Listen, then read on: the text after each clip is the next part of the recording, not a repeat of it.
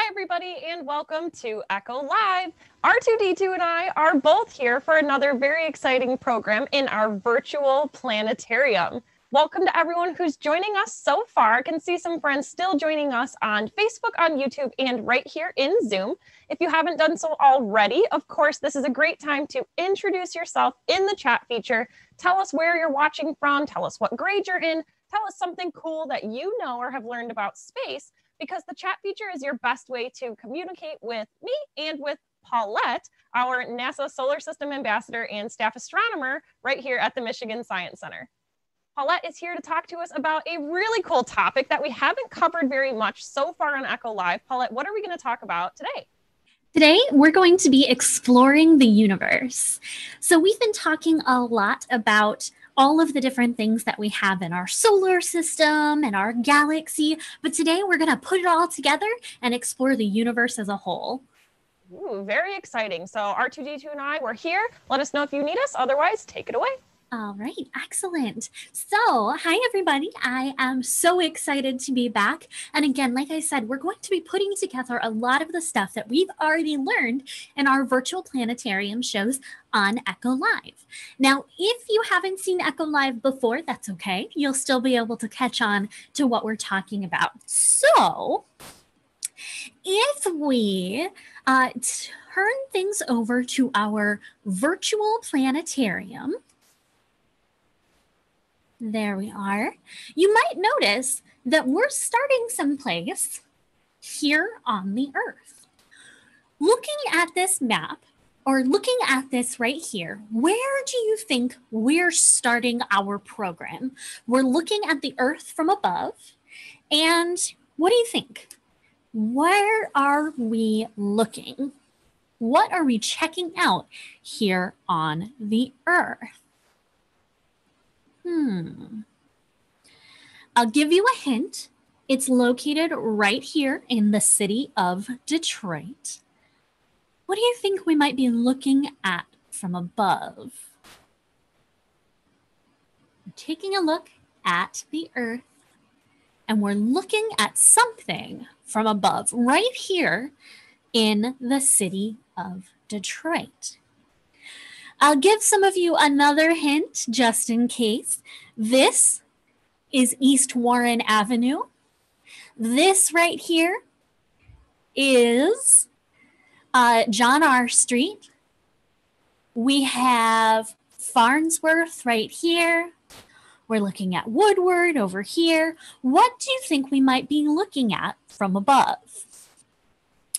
That's right, we're looking at us here at the Michigan Science Center, or me here at the Michigan Science Center. I'm coming at you live from our planetarium, which is right over here. So we're here at the Michigan Science Center, I am, and we're going to start right here, and we're going to start to zoom out.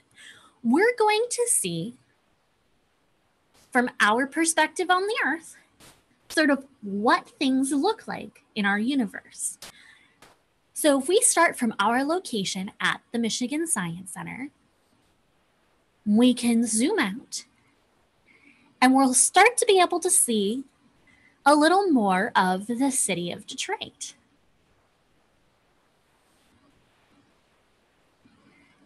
We have Belle Isle right over here. We have the Ambassador Bridge right there. And we're going to keep on zooming out. We can see now the city of Detroit. We're starting to be able to see the mitten of Michigan. And I know not everybody is joining us from the state of Michigan. A lot of people are joining from all over the United States. So here we have the US and the Earth. Now, as we continue sort of zooming out, we're going to be able to see a lot of different things that we've already talked about here on Echo Live. As we keep zooming out, we'll see the moon pass by. And as we keep going, we'll start to see the planets in our solar system zooming as well.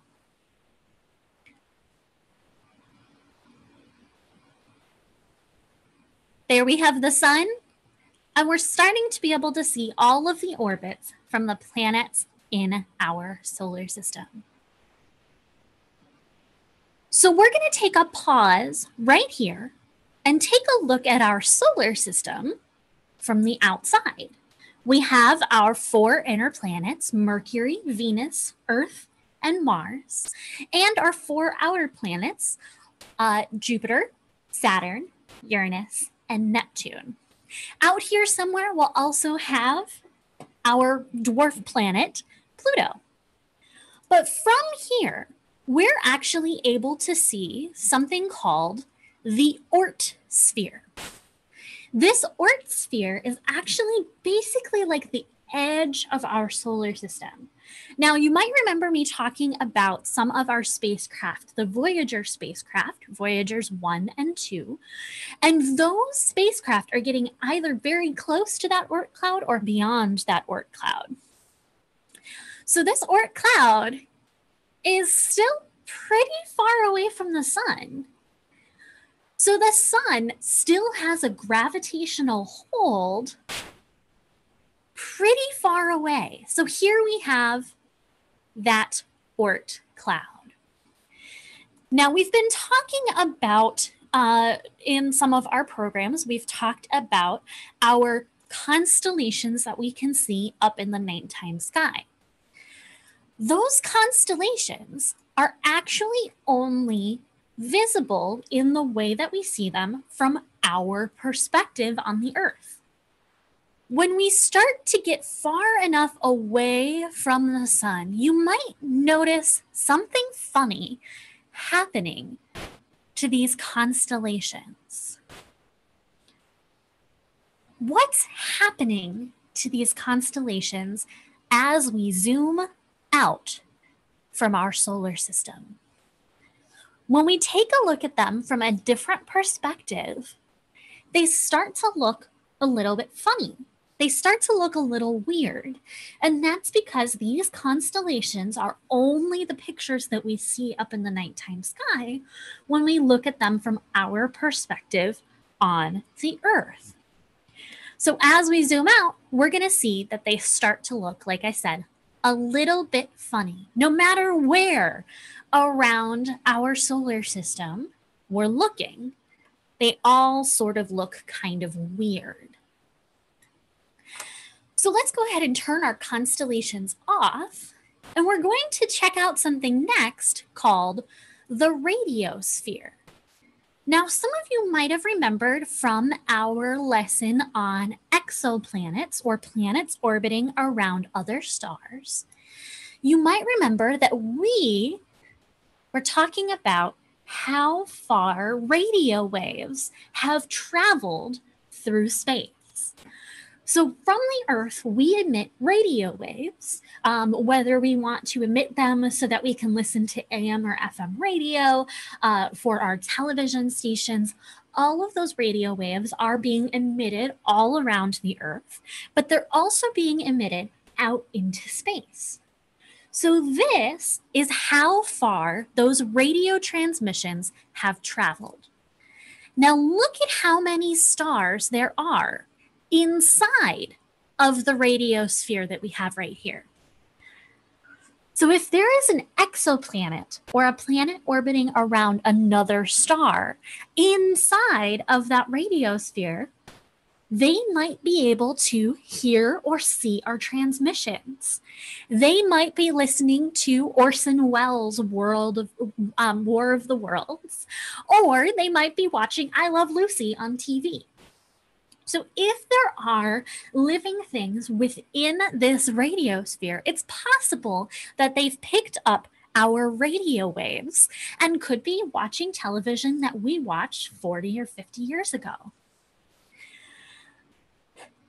As we keep sort of zooming out, we're going to start to see a lot of those stars that we see up in the nighttime sky flying past us. Now, the further out we go, the faster we're moving. So we're actually moving much, much faster as we move out. And you can actually see right up here how far away from the Earth we are. Now, parsecs is a unit of distance. It's a little over 3 light years. So that's how we measure distance when we're talking about things that are really, really far away. So right now we're over 190 parsecs away from our Earth. As we keep flying out, we'll see all of our stars sort of fading away, moving past us. And we might start to see something a little bit interesting. Now, all of the stars that we see up in the nighttime sky and the sun are part of a very special collection of stars. Does anyone remember what we call that very special collection of stars? What do we call that very special collection of stars that all the stars up in the nighttime sky are part of, as well as our sun? What do we call that very special collection of stars? Everything is sort of moving away, and we'll start to see the thing that I'm talking about right here. That's right. It's our galaxy, our Milky Way Galaxy.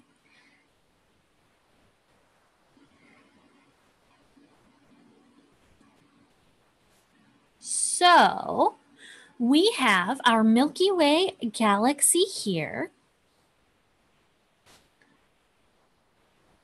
And we're able to see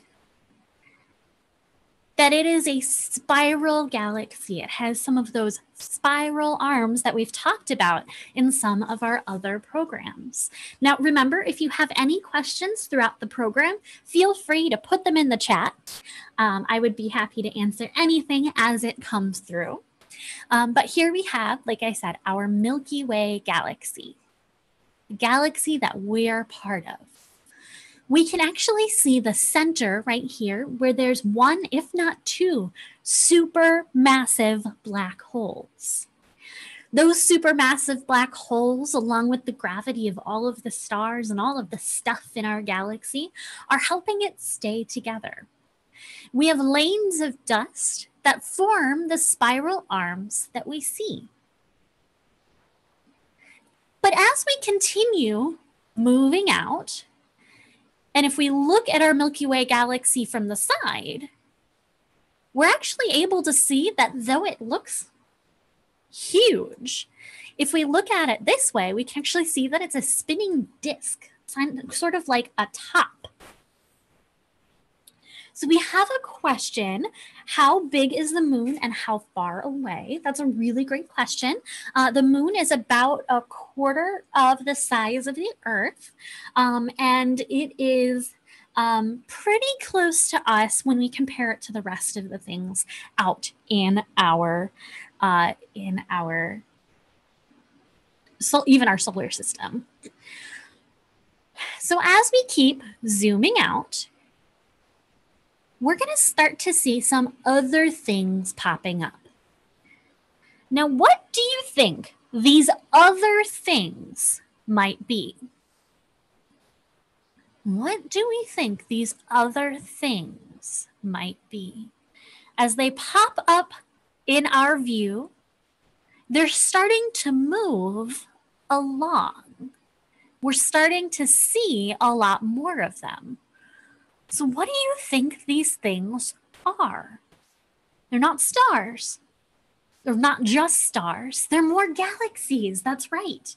So we've talked about how there's about 600 billion galaxies out there.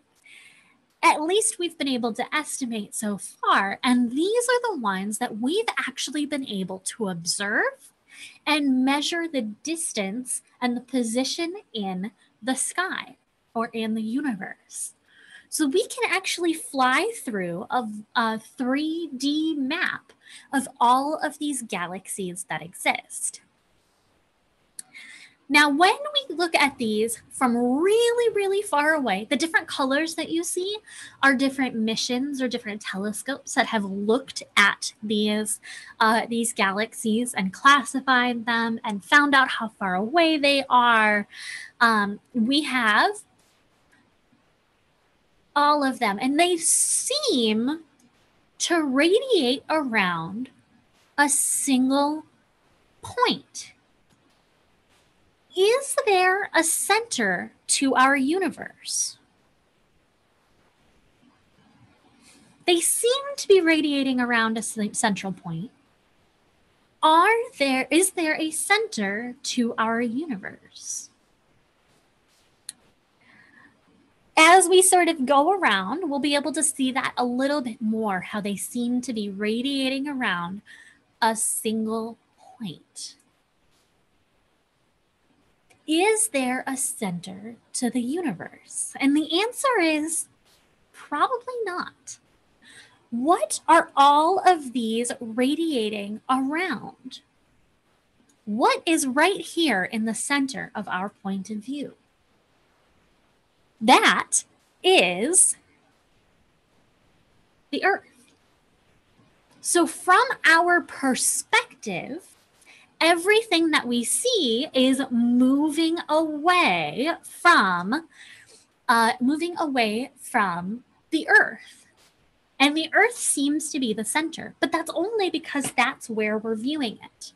So we don't know if there's a center of the universe, but the answer is probably not.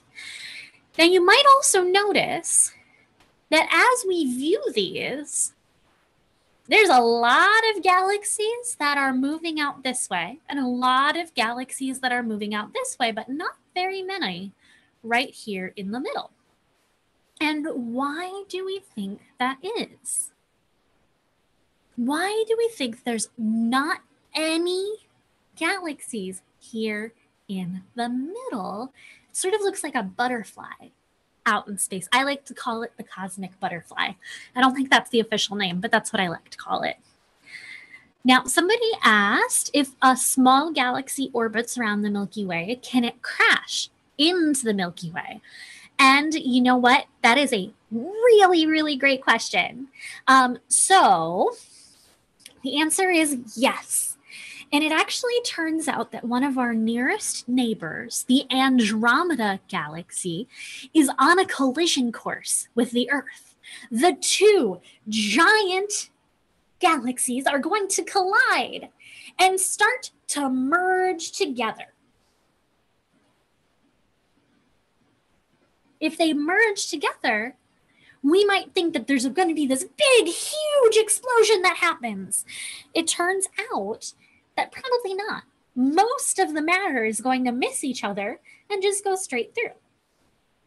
But everything will get sort of jumbled up, and then we'll end up with one big, big galaxy from there.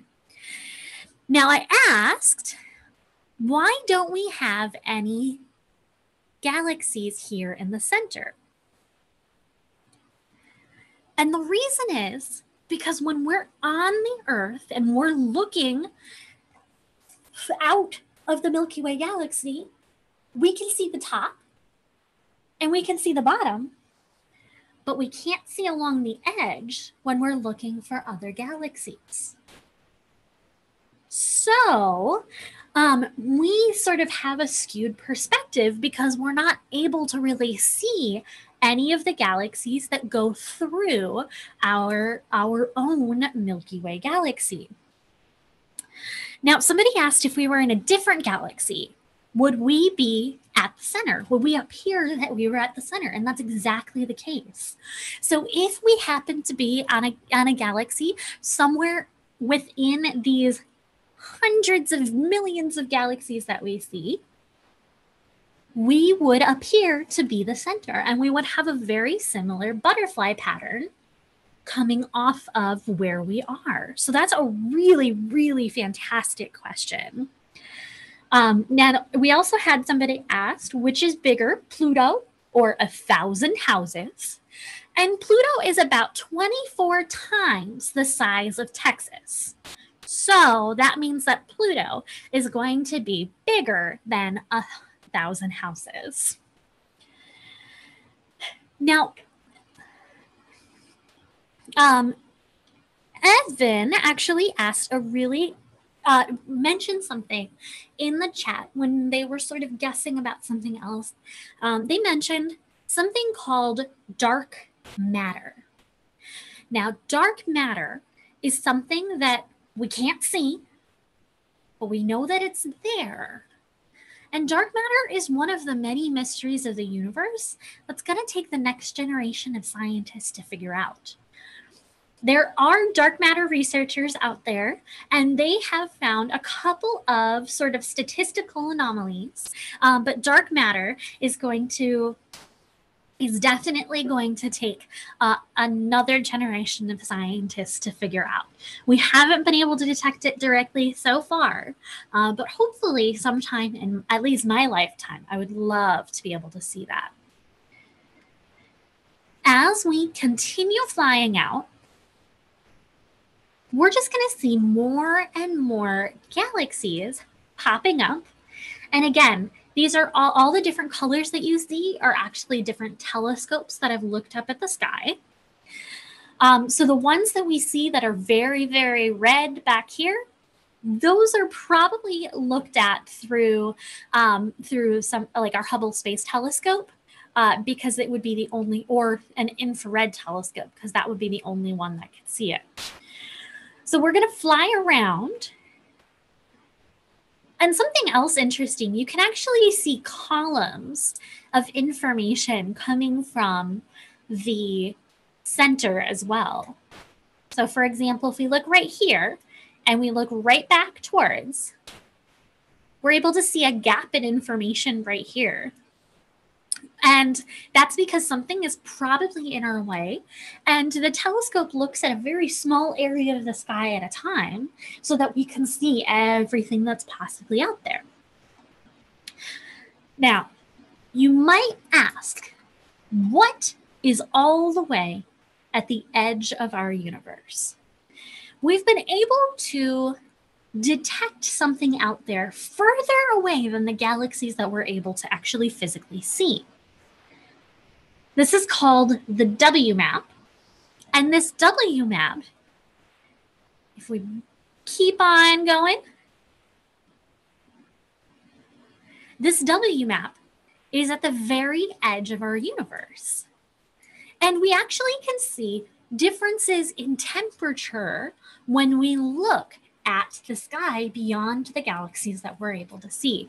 Now, this difference in temperature is not very great. It's only a couple degrees Kelvin, but those are the different colors that you're able to see.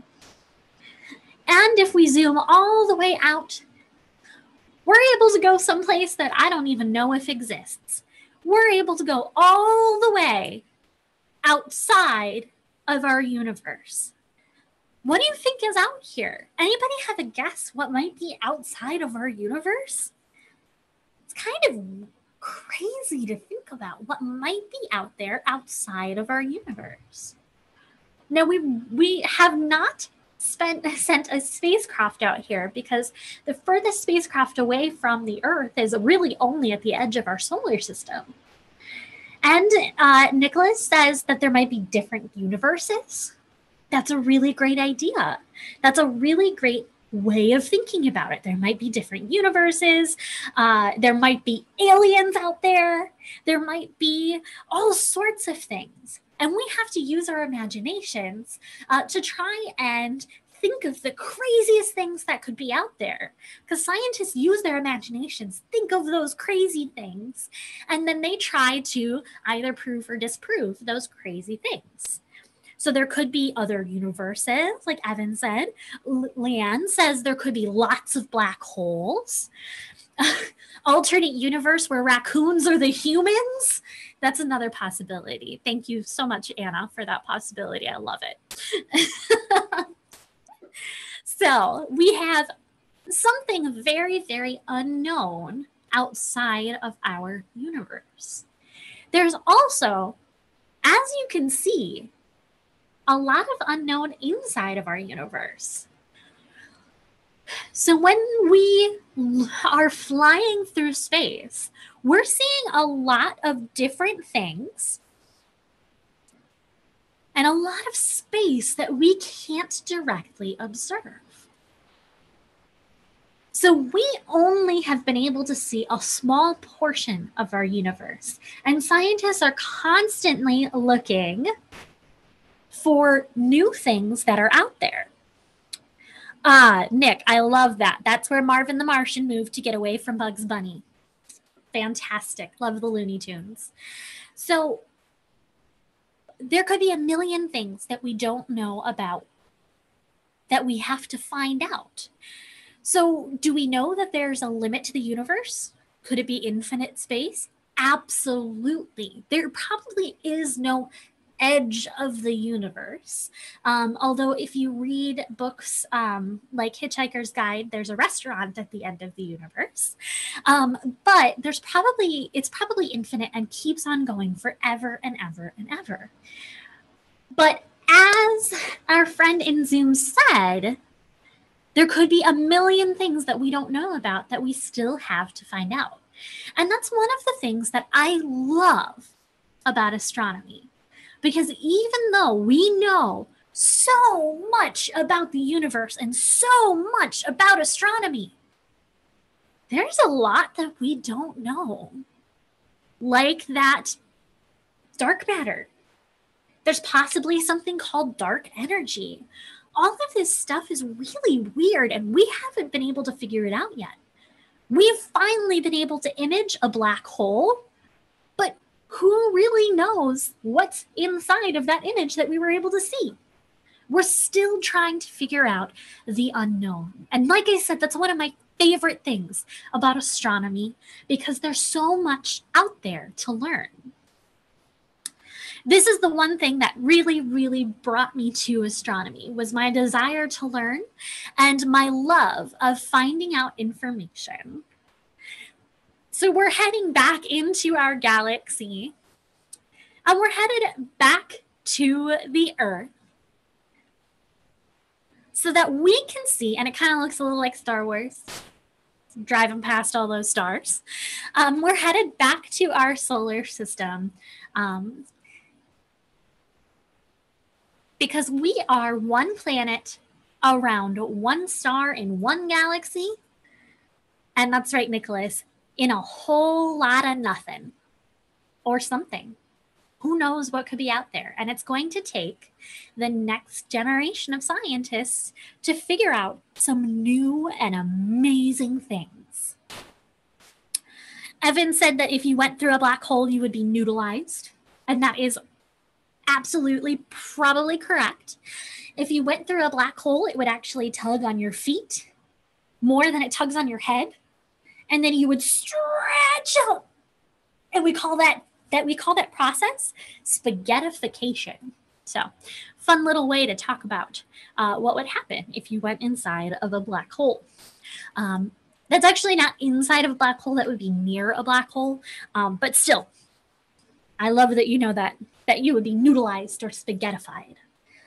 All right, so now that we are back here on the Earth, or near the Earth at least, does anybody have any questions about some of the stuff that we talked about today, or some of the stuff that we talk about in any of our episodes of Echo Live?